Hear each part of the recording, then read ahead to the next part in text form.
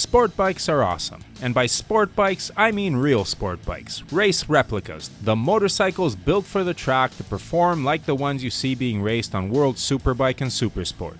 The brakes, suspension, balance, and high revving engines of those bikes make them the absolute fastest things on pavement, a thrill to accelerate and trail brake and lean into the curves. Brilliant. Unfortunately, the insurance companies disagree, and a lot of these bikes, at least here in Ontario, Canada where I live, either cost an arm and a leg to insure or are uninsurable. Which is odd because you'd think that bikes with the best handling and the best brakes in the game would be the safest ones to ride on the road. The problem is not with the bikes but with the riders, because when you get a bike that tops out at 300 km per hour, eventually you're going to want to ride it at 300 km per hour. But it hasn't always been like that. There was a time when the Japanese manufacturers produced 400cc race replicas with screaming inline-4 engines and packed with all the trick tech of the bigger bikes, superbike mini-me's if you will. These have been long since replaced by parallel twins or singles tuned for the streets with down-spec brakes and suspension, which allows for much friendlier price tags. Awesome. We need bikes like that and they're plenty of fun. But what if one of the Japanese Big Four brought back a race bike 400 with all of that sweet equipment? And of course, it would be Kawasaki. That's why we love Kawasaki, because they do stuff like that. So what is the ZX4RR all about and how does it ride? Stay tuned, and if you find this content valuable, please consider hitting those subscribe and like buttons and sharing this video with friends.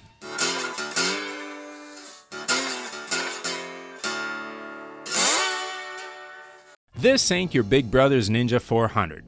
Yes, the ZX4RR is technically a Ninja, and it is technically a 400, but make no mistake, this is not a built to a price point street bike for beginner riders. The engine is an inline 4-cylinder 399cc screamer with a 16,000 RPM redline. That sounds awesome in theory, and I say in theory because I never got up to 12,000. You see, the Canadian bike is neutered down to a redline of about 11,500 RPM for emissions and noise regulation reasons, with Euro and Australian bikes reportedly being allowed to rev out far more. What does this mean in real-world riding? The Canadian version makes a rather disappointing peak 56 horsepower, more with the Ram Air system according to Kawasaki, but nowhere near the 78 horsepower of the fully uncorked model. As a result, you will get about 160 km per hour or 100 miles per hour and the party's over. Until of course you do a quick Google search on how to flash the ECU and change the exhaust to get the full Monty. In terms of engine performance, the stock bike is underwhelming, but happily this is easily if not cheaply fixed. In stock form, the bike is a little screamer but is noticeably less powerful than say an R7. I can only imagine what another 4,000 revs and 22 horsepower would feel like winding up a rubber band and launching it. Unlike lower spec bikes like the R7, the little ZX is packed with technology. You've got 3 levels of traction control, plus the option to turn it off entirely, 3 rider modes, sport, road, and rain, plus a custom user mode you can dial into your preferences. The display has a circuit mode which will show you your lap times, and the bike connects to your phone through Kawasaki's Rideology app, which gives you access to a wide range of ride data and settings. Connecting the engine to the rear wheel is a 6-speed gearbox with a slipper clutch and an up and down quick shifter which worked well on the upshifts but kept sticking on the downshifts. Perhaps, the bike being new, the thing was still breaking in, but I found it rougher than previous Kawasaki quick shifters I've ridden. The slipper clutch worked as advertised. The big thing that sets the ZX4RR apart from the other 3 and 400cc bikes or even the 650 to 800cc class of sporty motorcycles is the chassis and suspension. This is not a bike built for a little bit of sporty fun on the street, but rather for high-speed cornering around the track. The frame is rigid and the Showa suspension is first class. Surprisingly, the 37mm fork is only adjustable for preload but felt good to me. The Showa shock is fully adjustable and kept the bike buttoned down in the curves.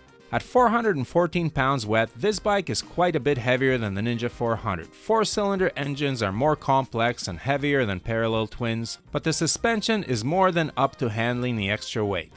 I wouldn't describe the ZX4RR as flickable, but rather easy turning and solid at high speeds like a proper track bike. There were no squirrely or unsettled moments when hitting bumps and corners, and the little ZX felt very solid. For everyday riding, the suspension was definitely on the sporty side, but I found it less harsh than many of the serious sport bikes I've ridden in the past. It is definitely race-level suspension, and if you're riding on the roads, it will handle whatever you throw at it. In addition to suspension, which does a nice job on public roads, the riding position on the ZX4RR is also surprisingly pleasant. I've ridden sport bikes with some extreme riding positions which worked well on the track but were a nightmare on the street for more than an hour. The ZX, on the other hand, was actually fairly comfy with a reasonable 31.5-inch seat height, low enough for my wife Brooke to flat-foot it. The bars were not super low, and I was actually comfortable for several hours at a time without giving a second thought to the ergonomics. The Nissan brakes are plenty powerful and can catch out riders used to the softer street bikes like the Ninja 400. Grabbing a handful of brake on the street at low to moderate speeds results in a more immediate stop than a rider not used to serious sport bikes may want. These brakes are meant to hold down a bike and rider from the serious speeds you'll be carrying down the straightaways on your track days. Now, the price of this motorcycle is $9,700 US or 11,000 Canadian. 10 if you get the down-spec ZX4R model. And that sounds like a lot for a 400, considering the regular Ninja 400 costs only $5,300 US and 71 Canadian. As I said before, this is not a Ninja 400. The ZX4RR is a race bike built for track performance, and for that type of kit you will pay extra. And in Canada you will pay more for an exhaust system and ECU flash to get this engine running the way it was built to run. So the ZX4RR is not a beginner bike for the new rider who wants to tool around on the road. It is a motorcycle built for screaming around racetracks, ridden by people who can afford the considerable costs of track days. If I was going to get a track bike, it would be high on my list of choices, as its lower power would give me more confidence to drive out of corners and keep that throttle a little bit more open a little bit longer with less fear of the consequences of a misstep. To me, it just seems like a more fun bike that would allow me to work on riding and cornering technique rather than trying to make up for my deficiencies with straight line speed. Now, let's get working on a dedicated race series, and maybe Honda, Yamaha, and Kawasaki will jump in as well. All of the fun with less of the consequences. Seriously, that is the only type of road racing a regular guy like me would consider. I've tracked a 1098 before and it scared me silly.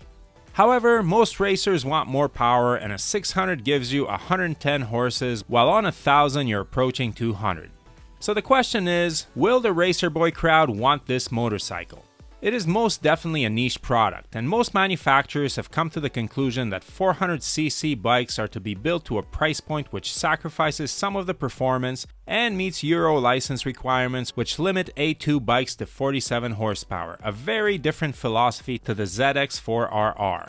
And it is not just a race bike, it is relatively comfortable for the street. Could you tour on it? With a 4-gallon or 15-liter fuel tank, it can go for a while, although if you wind it out as often as I did, it gets pretty thirsty. But it is more than capable of taking you across the country if you want.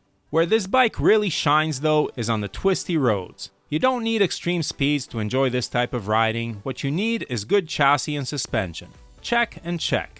That's where I had the most fun on the ZX4RR, and quite frankly, on roads like this motorcycle is more than capable of keeping up with the 600s and the 1000s. Undoubtedly, Kawasaki will sell more Ninja 400s than ZX4RRs, but not every product is aimed at the mass market. This motorcycle is built for the connoisseur who wants his 400 with a screaming 78 horsepower, race-spec suspension, and beautiful fit and finish that does not look out of place beside the top 1000cc sport bikes. The rider who will take his bike to the track and work on maximizing his cornering speed to see if he can surprise some 600 riders out there. So I've enjoyed my time on the ZX4RR. Whenever I ride an inline 4, that sound takes me back, and the rubber band power curve thrills me, soft off the bottom, then zing. Nothing like it among the twin-cylinder bikes. If you're a fan of the Japanese inline 4, you'll know what I mean. And Kawasaki, perhaps more than any other manufacturer, is keeping these engines alive. What do you think of the little ZX and inline 4 bikes in general? Do you wish for a revival of these fun power plants? Please share your thoughts in the comments below, ride safe, and may the spokes be with you.